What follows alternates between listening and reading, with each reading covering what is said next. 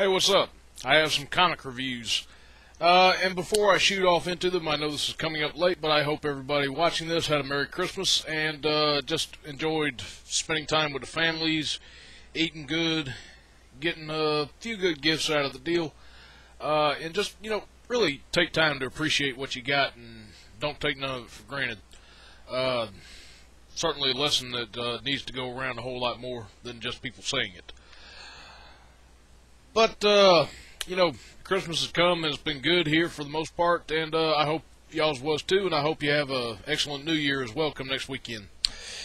Reason why I'm here, I got some comic reviews. I've got a few books, so without further ado, let's shoot off into the deal. First up, let's start off with Parademon Palooza number 4, or if you're wondering what the hell I'm talking about, let me just refer to it as what DC published it under.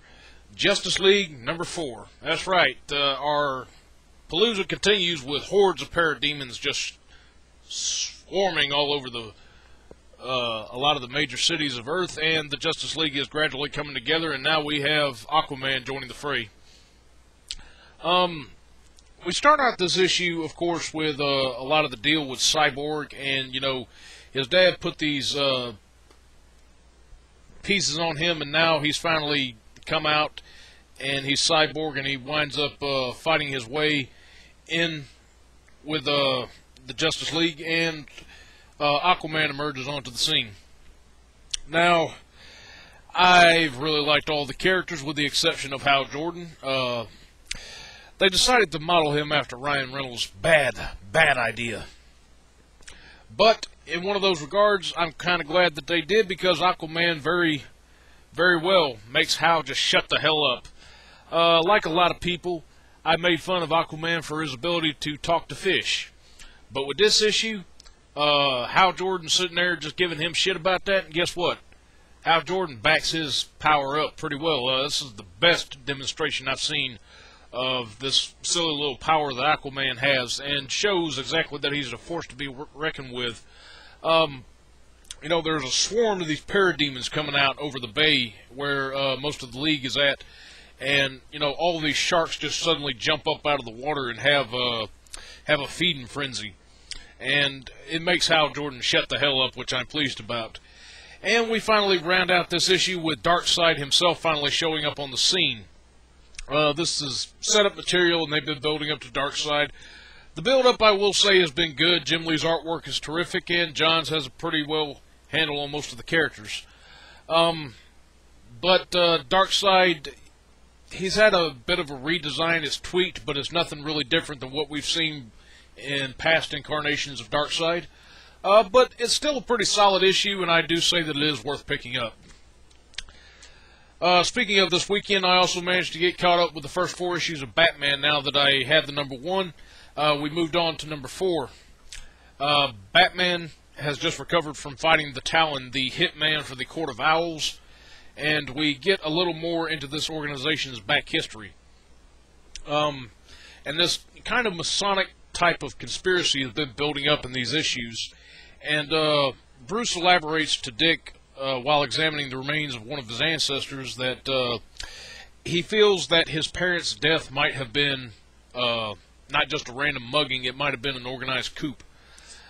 Well, we get some backstory, and it leads Bruce to speculate that maybe, well, he might have just been grasping at shadows in his grief, but then come to find out at the end of this issue that what he kind of feared all along was true. There's some good stuff in here, a lot of good background on what Bruce was doing, and it's kind of been talked about that if this is a fact that his parents were in fact murdered thanks to this organization, it would be a drastic change upon a large aspect of Batman's origin. It's kind of interesting, and maybe we'll get a little more insight into this version of Joe Chill later on in the future. But all in all, this is a very solid issue, and we do have Batman caught up in a very precarious place towards the end of it. I say it's worth picking up. Moving along to Marvel now with Mark Waid on Daredevil number 7. This is a sort of a one-shot deal, pretty good jumping on point for a one-and-done type of story. Matt has decided this Christmas to go and help some underprivileged kids. In the regard that they're underprivileged, they're physically handicapped. They're blind like him, and there's about 8 of them. And he decides that, these kids, even though they're limited by their ability, they live a very sheltered life, so to speak, and he wants to sort of give back a little bit in a community type of spirit and take these kids up there and let them step out and experience that while they may not have sight, all of the world is not as bad as what they think it is. Unfortunately, this plan kind of, no pun intended, it takes a very bad turn. The bus that they're riding up to the lodge in the Catskill Mountains where they're going, unfortunately the driver hits an embankment and winds up dying in the crash, and Matt is left with 8 kids who are blind like him, but unfortunately do not possess his many senses. And added to which there's a lot of danger, especially from the storm, which kind of screws up Matt's radar sense a little bit, and it's just kind of a more upbeat version of The Edge a little bit, except without the crazy bear that keeps roaming around. This is a very well done story. Mark Waid continues to do an excellent job with Daredevil, and while I'm mentioning this right now, I do plan on doing towards the end of New Year's, I will be doing a video on my top 10, or actually I'll amend that to a top 11 best things in comics this year, and I can guarantee that Daredevil will be on that list. So, yeah, worth picking up for me. Moving on now to the Invincible Iron Man, number 511. Matt Fraction's only good book, in my opinion. The Mount Vernon Kid says it's his best, in which that may be true, but it's the only book that I care to read by him after Fear itself. Part 2 of Demon. This is the Mandarin launching a huge smear campaign and just an all-out war against Tony Stark and Stark Resilient. Last issue, Tony had to deal with the Blizzard. Now this time he's dealing with a more amped-up version of Living Laser. And there's some really good stuff that's going on in this issue. A lot of exposition, some stuff that's brought out more front, a little more drama. We're kind of backstepping with the character a little bit back into the drinking territory, but again, this man is a recovering alcoholic, and he kind of lapsed during Fear itself. But Fraction continues to do an excellent job of this. Added to which we do get a couple of twists. Somebody that we thought actually died in the Paris massacre by the Great Gargoyle, in fact, did survive. And while Stark is taking hits from the Living Laser, we get addressed something which, they kind of skipped over with the Fear itself tie-in for Iron Man, and the fact that there is a mole within Stark Resilient, we just don't know who it is yet. This was a matter that was brought up on Comic Vine, and I do agree with this, and basically what the reviewers said of this issue was that they do address the matter of Saboteur in Stark Resilient, but they haven't really gone much into this person, or even hinting at this person's identity or his or her motivations. Now, while this could be set up, I do hope that this is elaborated on a little more in the next issue or two, because as this reviewer said, it could be setting up something, a very big twist in the story that could pay off really well, or it could be really lame. But the one thing I can tell you that is certainly not lame in this book is the Mandarin. While he is not taking direct action in here, he's sort of having Ezekiel Stane as his right-hand man putting out there, and there's a twist at the end of this issue concerning Stane, and coming to find out, I'm not going to say what it is, but let's just say that Tony is not the only one in trouble in this issue. It's really good stuff. I've been waiting since the annual from last summer when they dealt with the Mandarin to finally come back into this book. And this dude's wasting no time fucking around. I do highly, highly recommend Matt Fraction's Invincible Iron Man. Skimming over now, let's step into Venom, a little dark territory in issue 11. So, Flash Thompson is, having problems just building upon, goading him into pushing over the edge. He's got the suit, which is starting to worm its way onto him to deal with. Jack-o'-lantern shows up and say, hey, it's time to collect on this deal. So it's time for a little cross-country road trip with Flash and Jacko. And we get this dude's backstory as well, about how the Crime Master found him and all, and sort of raised him up as a surrogate son. And we just find out actually how, demented that this son of a bitch really is. There's some really good stuff in here. This book is very much black humor, dark humor type of stuff, but I pretty much equate it, like, in mainstream Marvel, this is the closest thing to that first RoboCop movie, where there's a lot of violence happening, but, it's very funny. And we got a lot of problems, too, because not only is, Flash dealing with the symbiote, he hasn't had a chance to grieve for his father yet. He's worried about doing what Jacko and Crime Master want, or they're going to off Betty Brant and his mother.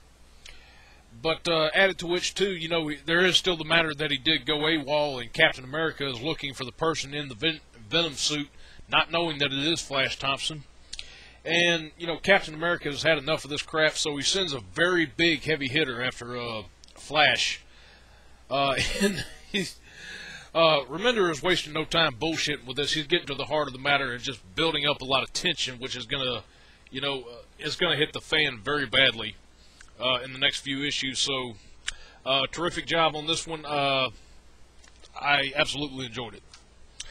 Now, moving on to more familiar territory from Mr. Remender for me, and that is Uncanny X-Force number 19. This is a bit of a lulling point after the end of the Dark Angel saga, and we're having a rough change in the status quo. Wolverine announces that he's resigning from the team so he can help run the Jean Grey Academy. We got a very good lines in here from Deadpool as well, which are pretty funny. The conversation between him and Sabretooth, it might come off sounding insensitive, but you're still laughing at the same time. But the guy's still good. He's not being insensitive. He's just it's just his way of dealing with things. And this issue, for the majority, besides Wolverine saying goodbye to a lot of the AOA folks, we're welcoming their version of Nightcrawler, who they nicknamed the Devil, to the team, as well as a large problem which shows up at the end of this issue for Phantom X. A lot of people are not pleased by the Genesis clone which he has, or the young boy named Genesis, who is Apocalypse's clone. Wolverine's going to be juggling some very big guns, and I'd like to see how that plays out for the next series that I'm going to review.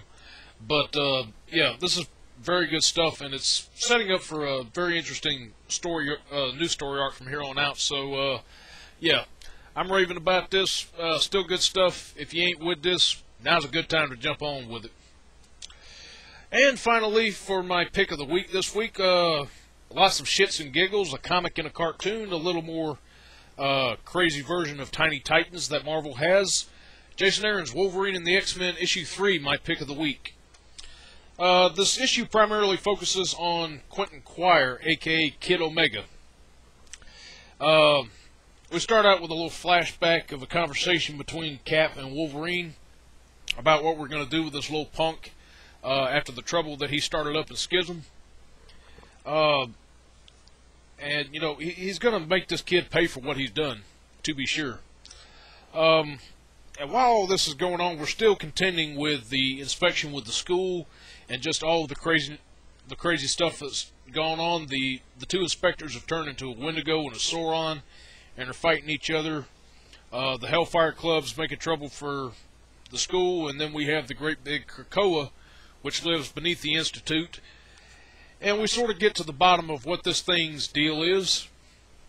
And Quire sort of inadvertently winds up saving the day through all of this.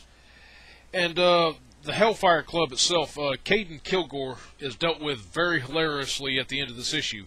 There's not really a fight that does take place, but there's a little politicking which is done in here on somebody that Wolverine sort of sicks on him.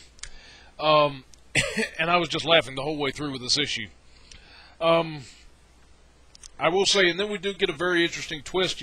Caden's pissed at the trick, or at what Wolverine has done to, counteract against him. So he brings up an old friend of Wolverine's. I'm not going to say who, although I think people smart enough will take a good guess and be right on who it is.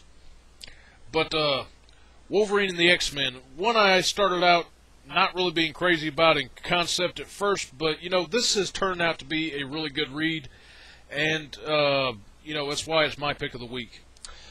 And that pretty much does it for my comic reviews. Again, I hope you all had a Merry Christmas, and I hope you all have an excellent New Year next weekend. And until then, if I don't have comic reviews up, be sure to look for me after the first of the year. This is Tanaka Khan, and until next time, I will catch you guys later. Peace.